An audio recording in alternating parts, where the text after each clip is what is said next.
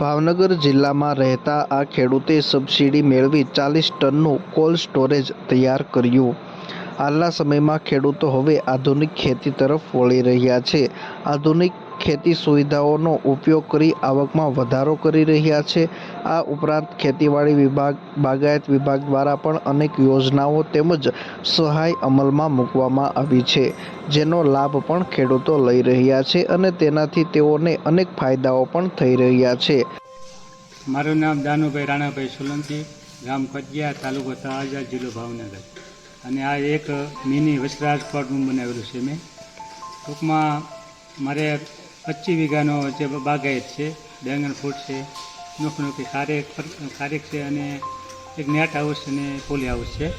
એના હિસાબે અમારે એવું થતું કે જ્યારે બેંગનનો માલ એકદમ વધારે ઉતરે એ બજારમાં લઈ જવામાં થોડોક પ્રોબ્લેમ થતો, એટલે અમે વધારે પડતો માલ આવે એટલે 15 થી 20 દિવસ સુધી કોલ્ડ સ્ટોરેજમાં સંગ્રહ કરીએ.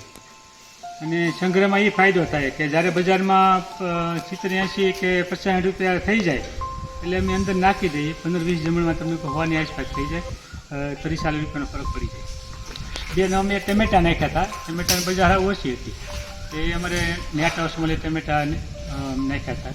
મહિનો 1.5 મહિનો સુધી ટમેટા નાખ્યા હતા. ટમેટામાં એવું છે કે એ ઘરે બહુ ઉતરતા, એટલે અમે પછી મહિના સુધી કાંઈ થોડા જવા દઈએ, એટલે એમાં અમે થોડા 2 પૈસા મળ્યા હતા. અને આજે આપણે ગવર્મેન્ટની સબસિડીથી અમે આ મજૂર થયેલું છે. અને અમારે એમાં 19 લાખનો ખર્ચ લાગ્યો હતો. એમાં 7.5 લાખ રૂપિયા સરકારની સબસિડી સહાય મળી છે. અને આ 40 ટનનું કોલ્ડ સ્ટોરેજ છે અને અમને ફાયદારૂપ છે.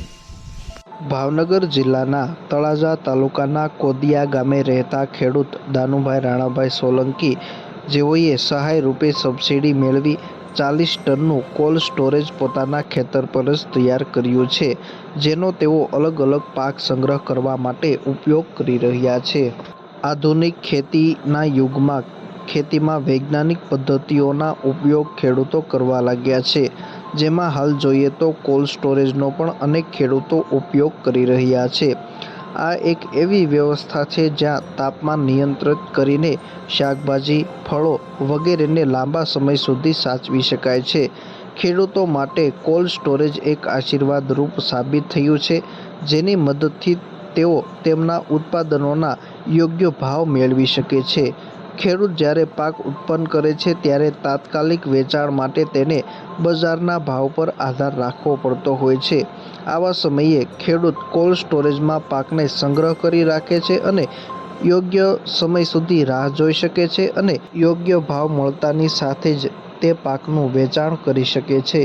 આનાથી ખેડૂતને નાણાકીય નુકસાનથી બચાવ મળે છે.